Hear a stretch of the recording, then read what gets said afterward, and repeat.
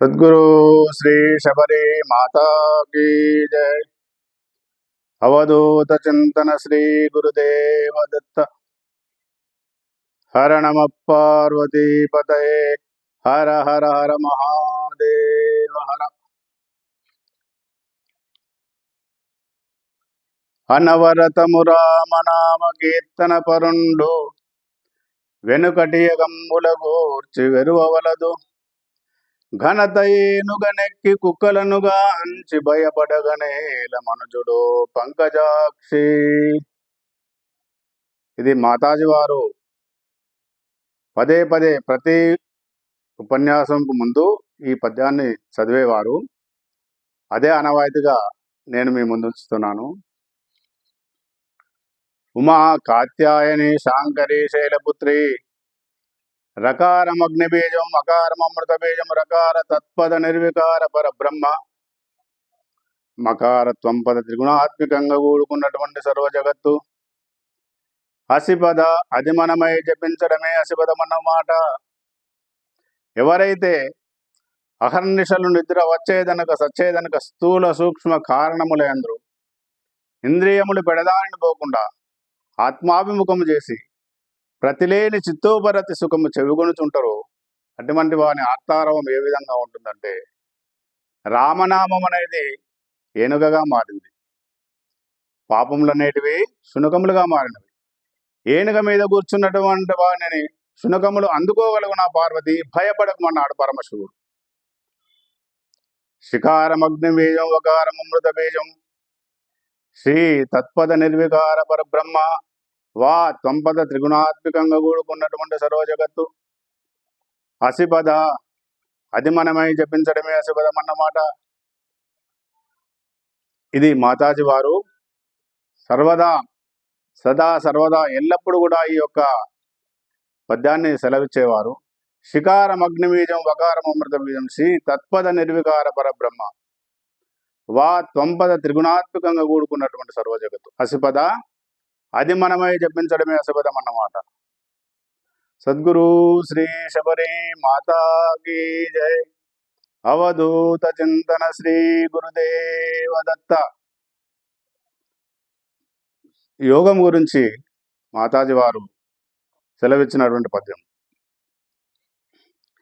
పరమహంసంబురే బవలు చింతింపంగా బిందు విందందు కంపింపకుండు దశవిధ ప్రణవనాదములాలకించంగ తుదను ఘంటానాదముదవి మ్రోయు బహులక్ష లక్షముల్ పరికించి చూడంగ సురుచిరంబై స్వయం జ్యోతియొప్పు యామద్వయము యోగారూఢుడైవాని ధ్యానింప తన్మయత్వము గల్గు అట్టి ఉన్మనియందు మలోనిలయములు వివిధ విషయేంద్రియంబులు విలయముందు ఇది సుసర్వ వేదాంత విదిత పరమ రాజయోగంబు దేవత రాజవినత. ఇది దేవతల చేత రాజిల్లబడినటువంటిది బిడ్డ. రాజయోగం అంటే సామాన్యమైనటువంటిది కాదు. ఖానాపీనా మజావుడానా అంటే రాజయోగం కాదు. ఇంద్రియమనములు నిగ్రహించి అంతర్ముఖుడై సాధన చేయడమే రాజయోగం బిడ్డ. పరమహంసంబురే బవలు చింతింపంగ బిందు బిందందు కంపింపగుండు. 24 గంటలు మనకు పరమాత్మ వస్తూ పోతూ ఉంటాడు.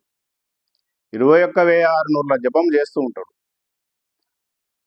తదేకంగా తను నిశ్చల చిత్తుడై ఆ యొక్క ధ్యాస ఆ యొక్క శ్వాస మీద ఉంచినప్పుడే బిందు విందందుక, బిందు అంటే మనసు కావచ్చు, బుద్ధి కావచ్చు, ఏదైనా కానీ కదలకుండా ఉంటుంది అన్నమాట. నిశ్చలత ఏర్పడుతుంది. ఇది మాతాజీ వారు చెప్పినటువంటి విషయమే. ఇందులో నా కల్పితం ఏమీ లేదు. బిందు విందందు కంపింపకుండు అంటే మరి 24 గంటలు అంటే మనకు పని ఉన్నది కదా, మనం కర్మయోగులం కదా, పెళ్ళాం పిల్లలు ఉన్నారు, వాళ్ళని కూడా పోషించేటువంటి కార్యం. అంటే కాము కర్తే చెబో నామ చెప్తే చెబులో, కాము కర్తే చలో నామ చెప్తే చలో. పానీయంబులు ద్రావుచున్ గొడుచుచున్ సంభాషించుచున్ హాసలీలా నిద్రాదులను ఎందుతున్ సంతత శ్రీనారాయణ పాద పద్మయుగలి సందానామృత చిత్తుడై మరచన్ సురారుసుతుడే సద్విశ్రమన్. అంటే 24 గంటలు కూడా ఈ సాధన చేసుకోవచ్చు. శ్రీమదాంధ్ర మహాభాగవతంలో పోతనమాతృడు సెలవిచ్చిండు. పానీయంబులు ద్రావచ్చు. ప్రహ్లాదుని అంటాడు. ప్రహ్లాదుని యొక్క గుణగణాలు. పానీయంబులు ద్రావుచును గుడుచుచును అంటే మనము నీళ్లు తాగుకుంటా, అన్నము తినుకుంటా, మాట్లాడుకుంటా, నవ్వుకుంటా, పడుకొని ఉండి ఎల్ల వేళల సదా కూడా గురుదేవులు ఇచ్చినటువంటి మంత్రాన్ని శ్వాసతోటి జోడించి నిరంతరం ఎవరైతే చేస్తారో వారి యొక్క మనస్సు బుద్ధి కూడా నిశ్చలతను ఉంటుంది. పరమహంసం మురే బవలు చింతించంగ బిందు విందందు కంపింపకుండు దశవిధ ప్రణవనాదములాలకించంగ తుదను గంటానాదముదంరోయు. ఎప్పుడైతే ఈ విధంగా సాధన చేస్తుంటాడో సాధకుడు దశవిధ ప్రణవనాదాలు, ఓంకారనాదాలు, చినినాదం, చిన్న నాదం, ఘంటానాదం, వేణునాదం, వీణానాదం, మృదంగనాదం, తుదకు ఘంటానాదం. మరి అయ్యా మరి మాకు వినవస్తలేదు, మరి మేము దీనికి అర్హులం కామా అంటే కొందరికి వినరావచ్చు, కొందరికి వినరావచ్చు. ఒక ఉదాహరణ, మనం ఇప్పుడు కామారెడ్డి నుంచి తాడవాయి గ్రామానికి వెళ్తున్నప్పుడు మధ్యలో ఏమేమి వస్తాయి? దేవునిపల్లి వస్తుంది, తర్వాత కృష్ణాజివాడ వస్తుంది, తర్వాత శబరం వస్తుంది. అంటే ఈ మనం వెళ్తున్నప్పుడే వస్తున్నాయి కదా.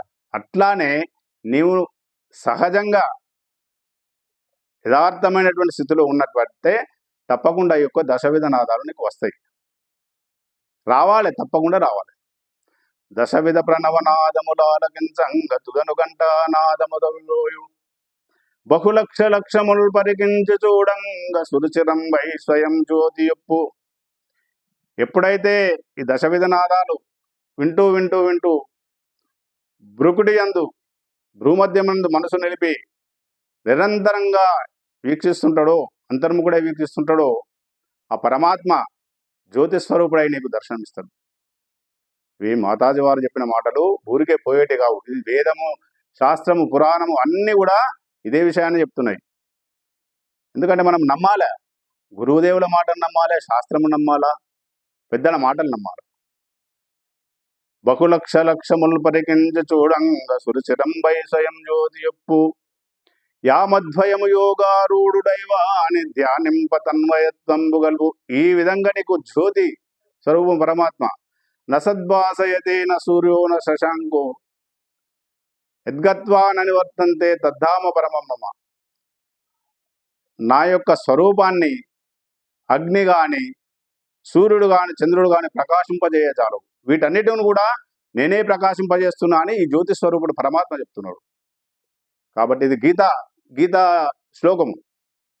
యామద్వయము యోగారూఢుడైవాని ధ్యానింప తన్మయత్వము గలుగు. యామద్వయం అంటే ప్రొద్దున 6 గంటలు, రాత్రికి సాయంత్రం 6 గంటలు. అంటే మరి అయ్యా మరి మనం సంసారంలో ఉన్నాము, ఈ 6 గంటలు కాదు, గంట 2 గంటలు తప్పకుండా కూడా ఈ సాధన లోపల ఉండాలి. ఈ సాధన లోపల అనేది మిగతా యొక్క ఏ కర్మకాండాలైనా కానీ జీవన్ముక్తిని ప్రసాదించవు. యామద్వయము యోగారూఢుడైవాని ధ్యానింప తన్మయత్వంబు గలుగు. అట్టి ఉన్మనియందు మనో నిలయములు వివిధ విషయేంద్రియములు విలయముందు. అట్టి ఉన్మని అంటే దేహము స్మృతి లేకుండా విస్మృతి, దేహవిస్మృతి, దేహం మీద ఖ్యాలు చెప్తాడు మనిషి. అట్టి ఉన్మని, అది ఉన్మని అంటే దేహమును మరిచి ఉండుట.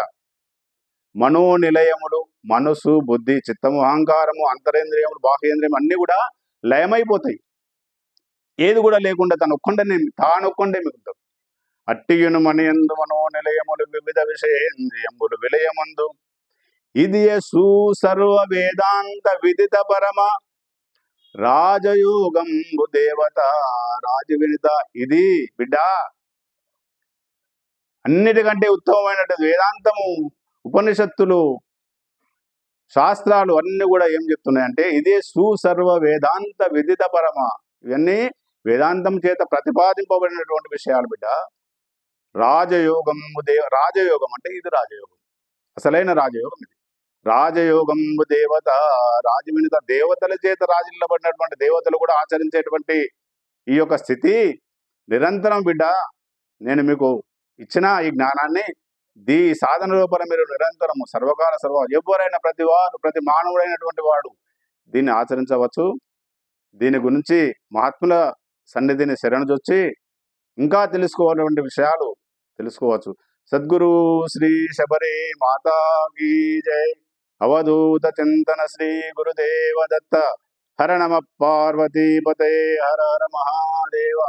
ఇందులో ఏమైనా పొరపాట్లున్నా తప్పులున్నా మీ బిడ్డనుగా భావించి క్షమించగలరని ప్రార్థన. సద్గురు శబరి మాతా కీ జై.